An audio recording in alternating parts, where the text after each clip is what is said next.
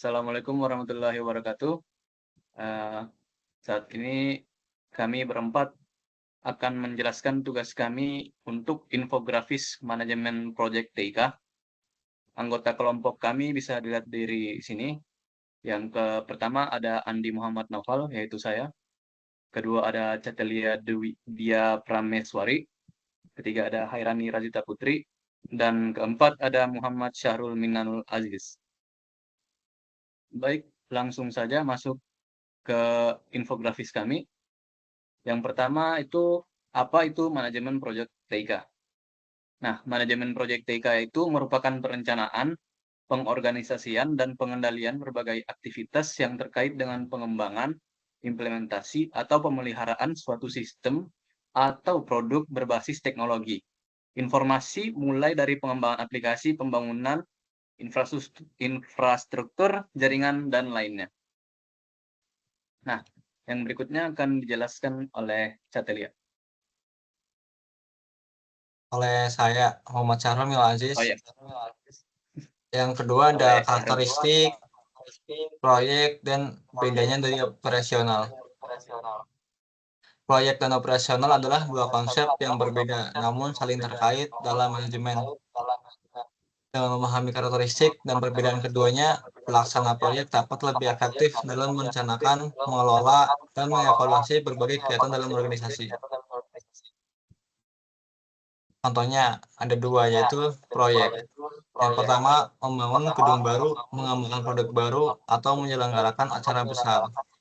Yang kedua, ada operasional, yaitu produksi barang secara massal, pelayanan pelanggan, atau pemeliharaan fasilitas.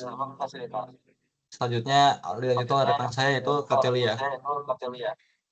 Baik, selanjutnya saya akan menjelaskan mengenai jenis-jenis organisasi proyek.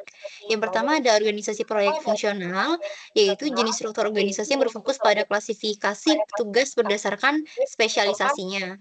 Kemudian yang kedua ada organisasi proyek tim khusus, yaitu struktur organisasi yang mana SDM dan materialnya ini dipinjamkan dari berbagai departemen fungsional untuk bekerja pada suatu proyek tertentu. Nah, kemudian yang ketiga ada organisasi proyek matriks. Jadi jenis struktur organisasi ini itu berfokus pada proyek dan terbagi menjadi tiga. Yang pertama yaitu weak matrix, balance matrix, dan strong matrix. Nah, kemudian yang terakhir ada organisasi proyek virtual, yaitu di mana struktur organisasi ini anggota-anggotanya bekerja secara virtual melewat teknologi untuk menjalankan suatu proyek. Kemudian di sini terdapat tools-tools yang bisa digunakan dalam manajemen proyek. Yang pertama yaitu Trello. Jadi Trello ini dia memakai sistem Kanban ya, yang memungkinkan tim itu mengatur tugas dan membuat proyek dalam bentuk chart atau papan. Kemudian yang kedua ada Asana. Jadi Asana ini adalah tools manajemen project yang mempunyai fitur untuk melacak tugas, proyek, dan kolaborasi tim. Jadi terlihatnya seperti daftar tugas, timeline, dan lain-lain. Kemudian yang ketiga itu ada Microsoft Project. Jadi dia tools manajemen project yang banyak digunakan oleh profesional karena memiliki fitur lebih lanjut dan skalanya lebih besar dan kompleks. Kemudian yang keempat ada Notion, yaitu alat manajemen project yang lebih serbaguna dan bisa digunakan di website ataupun di mobile application. Jadi dia lebih ke database atau catatan-catatan kecil. Nah, kemudian yang kelima yaitu ada Monday.com. Dia tools manajemen project yang biasa digunakan untuk kolaborasi namun lebih fleksibel, lebih mirip seperti Notion. Untuk bagian selanjutnya akan disampaikan oleh rekan saya, Ita.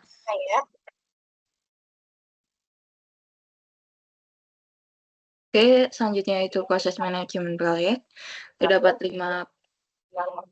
lima proses, yaitu yang pertama inisiasi, di mana inisiasi merupakan tahap di mana ide proyek pertama kali diusulkan dan dievaluasi. Tujuan utama adalah untuk menentukan apakah proyek layak untuk dilanjutkan. Pada proses inisiasi melibatkan analisis kelayakan, identifikasi tujuan proyek yang jelas, dan mendapatkan persetujuan dari pihak-pihak terkait. Lalu selanjutnya, perencanaan. Setelah proyek disetujui, tahap perencanaan dimulai. Pada tahap ini sangat krusial karena semua detail proyek akan dijabarkan dengan rinci, mulai dari membagi proyek menjadi tugas-tugas kecil, menentukan jadwal pelaksanaan, hingga menghitung biaya yang dibutuhkan. Semua risiko potensial juga diidentifikasi dan dibuat rencana mitigasi. Lalu selanjutnya tahap eksekusi, di mana tahap ini semua rencana yang telah dibuat mulai dijalankan. Tim proyek akan bekerja sesuai dengan jadwal yang telah ditetapkan. Komunikasi yang efektif antar anggota tim sangat penting agar semua tugas dapat diselesaikan dengan baik. Lalu selanjutnya yaitu proses monitoring, di mana selama pelaksanaan proyek, kinerja proyek perlu dipantau secara berkala.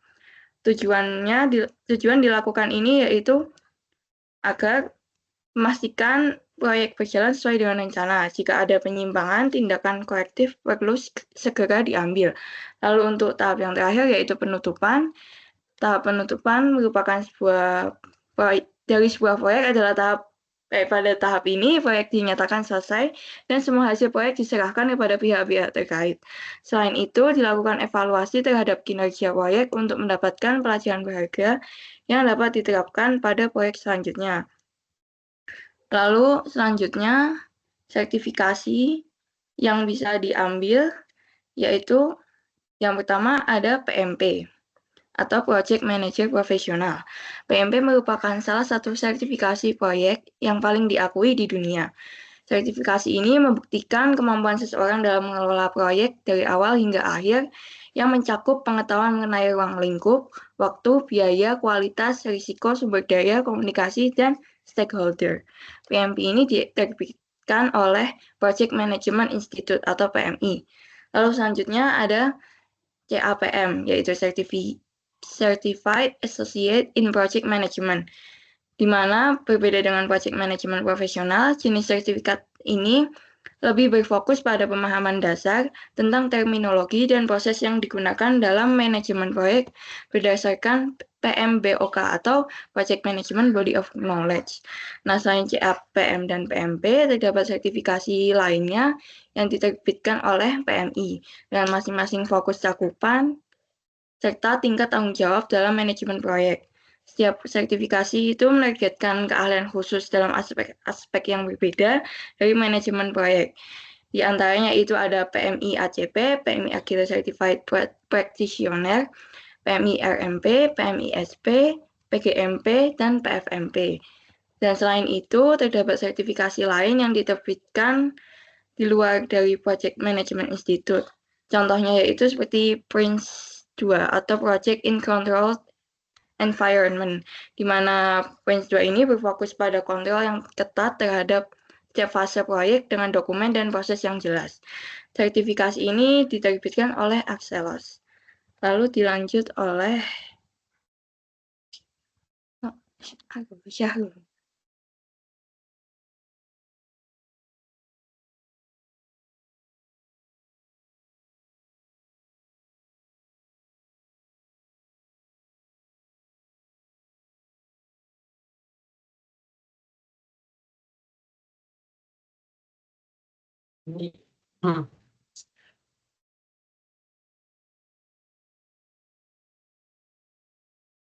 Baik, sekian dari kelompok.